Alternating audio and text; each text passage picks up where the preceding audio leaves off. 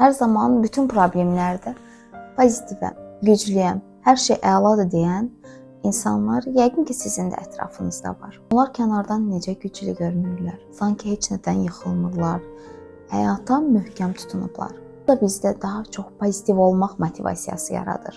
Əlbəttə, pozitiv olmaq, problemlər qarşısında yıxılmamaq, həyat eşqini qorumaq möhtəşəm bir şeydir. Amma mən bunu belə təsvir etmək istəyərdim. Düşün ki, çiynində bir çanta var və o çanta əvvəlcə bomboşdur.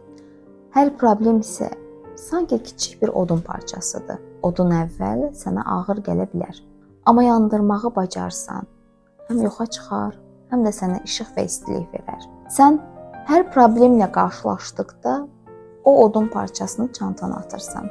İlk zamanlar heç nə dəyişmir. Yoluna davam edirsən. Hətta öz-özünə düşünürsən.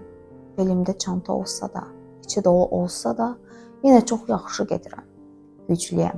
Amma bir müddət sonra o çanta sənə ağırlıq etməyə başlayır. Fərqinə varmadığın bir yorğunluq, içində adını qoya bilmədiyin bir ağırlıq yaranır. Güclü rolunu oynasan da, artıq hiss edirsən ki, içində nələrsə yerindən oynayıb.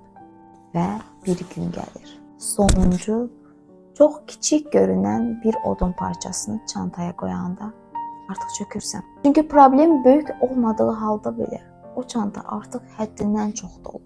Əslində səni yıxan o son odun deyil. İllərlə daşıdığın, amma heç vaxt yandırmadığın, yəni üzləşmədiyin bütün odunların ağırlığıdır. Bəzən insan pozitiv olmaqdan yorulmur. Yorulduğunu qəbul etməkdən yorulur. Güclü görünməkdən yorulur. Güclü görsənməyə o qədər çalışır ki, içindəki çantanı boşaltmağı unudur. Halbuki bəzən dayanmaq, çantanı açıb, içindəkilərlə üzləşmək, bəzilərini yandırmaq, bəzilərini atmaq lazımdır. Çünki güc həmişə daşımaqda deyil, yüngülləşməyi qəbul etməkdədir.